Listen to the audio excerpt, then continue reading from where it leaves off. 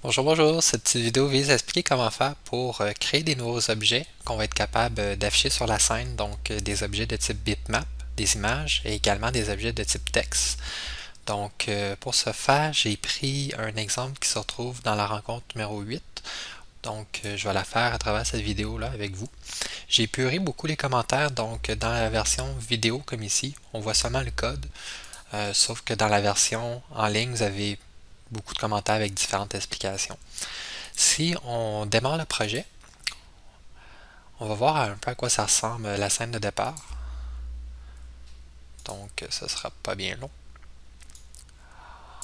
On se retrouve ici avec un Charlie tout seul et triste. Et lorsqu'on clique dessus, bon, Charlie se déplace. Donc ça, c'est un exercice qu'on avait déjà fait. Là, ce que je souhaite faire de plus, c'est rajouter quelqu'un avec Charlie pour qu'il sente un peu moins triste. Donc, je vais rajouter une image de plus et la faire afficher à l'écran ici. Et je voudrais également afficher un objet texte en bas à gauche qui me permettrait d'afficher un message. Donc, le personnage que je vais essayer de faire afficher, c'est Carmen Sandiego, puis je vais essayer d'afficher un message. J'ai trouvé Carmen Sandiego ici. Si je regarde le code, on va se rendre compte qu'on a nos variables globales qui sont tout en haut. Donc, on a le fond de l'écran, on a notre image de Charlie, et on a également notre stage qui représente la scène sur laquelle on travaille. Donc ça, c'est nos trois variables globales qu'on a. On a notre fonction init, qui est la première fonction qui est appelée lorsque le document est fini d'être chargé. Donc notre fonction init, comme dans tous nos exercices jusqu'à date, appelait tout le temps une première fonction. C'était sa première instruction d'aller appeler une autre fonction, qui est préparer Canva pour exercice, puis par la suite, on faisait d'autres choses. Si on regarde le préparer Canva pour exercice, c'est ici que la magie va se faire. C'est là qu'on va aller créer les objets qu'on va mettre sur la scène. Parce que ici, on a déclaré des variables globales, mais c'est à travers cette fonction-là ici, préparer Canva pour exercice, qu'on va aller remplir ces variables-là avec des objets qu'on va ensuite manipuler à notre guise. Donc, la première instruction qu'on trouve ici, c'est pour arriver à créer la scène sur laquelle on travaille. Donc, le G-Stage, ça représente la scène, et c'est grâce à cette instruction-là ici que la scène est créée, fait que ça crée un objet qui est accessible à travers cette variable-ci. Par la suite, pour arriver à créer le fond, donc on voit par exemple ici j'ai un fond qui est bleu, c'est une image en fait, puis également le Charlie c'est une autre image. J'ai créé des objets.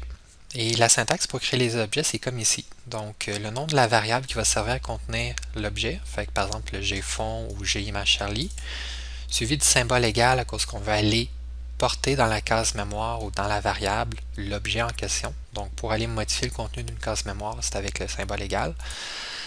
Et par la suite, c'est suivi d'un opérateur qui s'appelle le new et du nom d'une fonction. La fonction ici s'appelle createjs.bitmap, puis elle prend en paramètre le chemin vers l'image qu'on souhaite afficher. Donc, par exemple, ici, si je me trouve dans mon fichier index.html, ben, à partir du fichier index.html, dans le même répertoire où qui se trouve ce fichier HTML-là, j'ai un répertoire qui s'appelle images, et à l'intérieur, j'ai 4 images. Donc, moi, ben, pour le fond, je voulais avoir l'image qui se trouvait dans le dossier image, et je voulais aller chercher le fond.jpg. Ça, c'est une fonction. C'est la fonction bitmap qui appartient à l'objet createjs. Mais cette fonction-là, pour qu'elle crée l'objet, c'est un petit peu particulier, on doit le précéder de l'opérateur new. Donc, il faut écrire un new ici à la main. Et ça va faire en sorte que ça va remplir la case mémoire gfond avec l'objet qu'on souhaite. Et on va avoir l'apparence du fond. Donc, si j'essaie de faire la même syntaxe, je vais essayer de faire le Carmen Sandiego. Fait que je pourrais dire, je vais aller remplir la case mémoire qui s'appelle... Oups. Je me rends compte que j'ai pas déclaré ma case mémoire. Fait que première chose que je vais aller faire, c'est la déclarer ici tout en haut. Donc, je vais faire un var. Marquer G image Carmen Sandiego.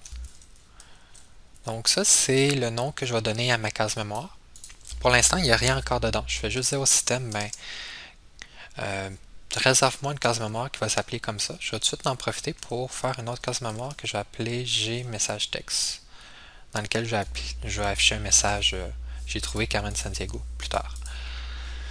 Donc la première étape, c'est déclarer nos deux cases mémoire en leur donnant des noms. Donc déclarer deux variables. Et par la suite, on va aller tout en bas ici, aller remplir ces cases mémoire-là. Donc je vais marquer G image Carmen Sandiego égale new, à cause que je veux créer un nouvel objet. Par la suite, je vais appeler la fonction me permettant de créer un objet de type bitmap, de type image, et je vais y passer en paramètre le chemin vers l'image que je souhaite afficher. Donc le chemin à partir de où est-ce qu'on se trouve actuellement. Donc là, je me trouve dans index.html. Je crois que c'est correct. Oui. Je vais faire la même chose, mais cette fois-ci, je vais aller créer un objet de type texte pour afficher un message. Donc, j'ai texte message. Cette fois-ci, je vais encore utiliser l'opérateur new, mais la fonction que je vais appeler va être différente. Ce ne sera pas bitmap, ça va être texte. Puis là, texte, j'ai deux choix. Soit que je peux ne pas y donner le texte de départ, soit que je pourrais le mettre entre les guillemets, le texte à afficher. Donc, pour l'instant, je ne vais pas le mettre ici. Fait que là, on vient de créer ici deux objets qui sont accessibles à travers ces deux variables-là. La prochaine étape, c'est d'aller configurer les objets. Donc, avant de faire afficher les objets sur la scène, on va les configurer comme on souhaite, comme par exemple les positionner à un certain X, un certain Y, une certaine grandeur, etc.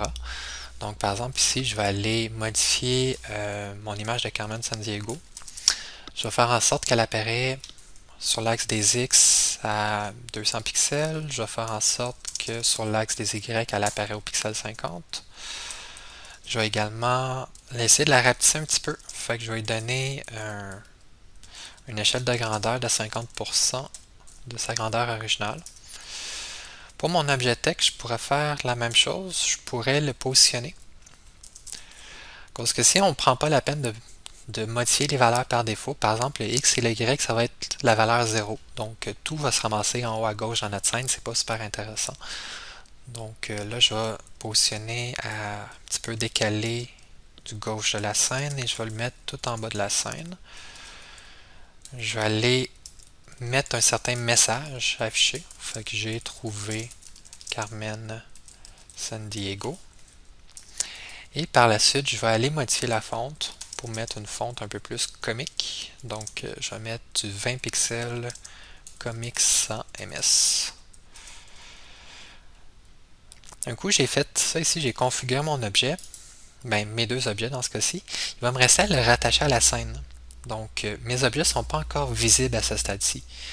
Je les ai déclarés tout en haut, que j'allais avoir des variables. Ici, j'ai rempli les variables avec des objets, fait que je les ai créés. Par la suite, je suis allé modifier les propriétés des objets que j'ai créés.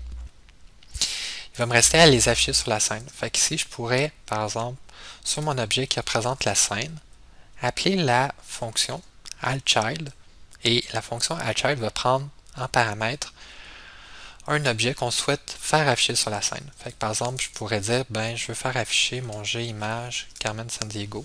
Je veux qu'il soit visible. Et je préfère la même chose pour mon objet de type texte. Donc, addChild, gText message. Et maintenant, ça devrait apparaître sur la scène si j'essaie de relancer. On va croiser les doigts. Yeah! Donc, ça marche. Donc, c'est un peu comme ça qu'on fait pour bâtir les différents, par exemple, exemples ou exercices que vous avez travaillé. À chaque fois, il y avait une fonction préparer Canva pour exercice dans laquelle on faisait ce travail-là pour vous. Éventuellement, ça va de plus en plus arriver que vous allez devoir créer vos propres objets ou vos propres textes, soit dans le cadre de notre cours ou soit dans le cadre du cours de médias interactifs. Donc, c'est la procédure à suivre. Je récapitule, on doit en premier temps déclarer les variables, donc dire au système, réserve-moi deux cases mémoire qui vont se porter ce nom-là. Par la suite, ça peut soit être dans le init, soit dans préparer Canva pour exercice, il faut aller créer les objets. Donc on va aller remplir les cases mémoire avec des nouveaux objets qu'on va créer fraîchement avec l'opérateur new suivi du nom de la fonction permettant de créer l'objet en question. Par la suite, on va aller modifier les propriétés par défaut des objets qui viennent d'être créés pour que ce soit comme on le souhaite, et ensuite on les rajoute sur la scène. Donc j'espère que la petite vidéo a plu et a pu aider ceux qui ont soit eu de la difficulté avec cette partie-là ou qui ont manqué le cours, peu importe. Et bon, on se dit à bientôt au prochain cours.